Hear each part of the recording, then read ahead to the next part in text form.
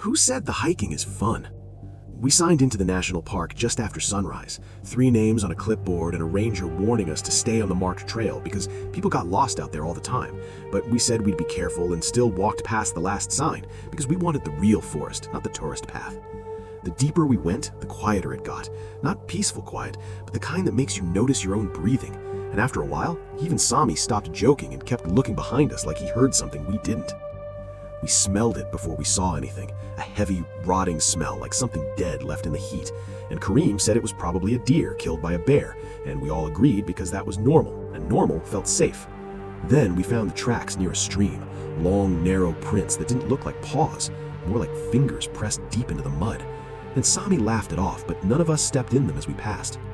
Not long after that, we heard someone call our names from behind us in Sami's voice, clear as day, and we all turned at the same time even though Sami was standing right next to me, his face pale and his mouth slightly open. We didn't talk about it, we just started walking faster, and the forest started moving with us, branches shifting, leaves crunching to our side, something pacing us and stopping when we stopped. We reached a small clearing, and that's where we saw it, standing between the trees across from us, tall and thin, with arms too long, and its head tilted like it was studying us, and there was a smell coming off it, that same rotting smell but stronger now, and when it took a step, its legs bent wrong like they weren't made for walking upright.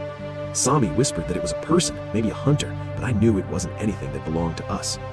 We ran, without saying a word, just turned and ran as fast as we could, crashing through branches, slipping on wet ground, and behind us, we heard it moving, not fast like a sprint, but covering ground in long, heavy steps, and then we heard our own voices behind us, mine and Kareem's and Sami's, calling each other like we were lost and trying to find our way back. Kareem was in front when something hit him from the side, and he went down screaming, and when I reached him, his lower leg was gone below the knee, blood everywhere, and he kept saying something grabbed him, something pulled and twisted, but when I looked, there was nothing there except trees and shadow and that smell hanging in the air. Sami and I dragged him up between us and kept moving, and behind us, Kareem's own voice was now calling for help from the trees, begging us to come back.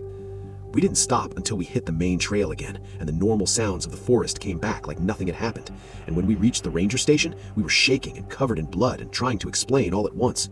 The ranger looked at Kareem's leg and asked what attacked him, and Sami answered before I could speak. He said it was a bear, that it came out of nowhere and we barely got away. They wrote it down as a bear attack, and nobody asked more questions. And when they carried Kareem away, he grabbed my arm and whispered that it wasn't done with us, that it knew our voices now. I told him it was just a bear because that's what you say when you want to believe you're safe.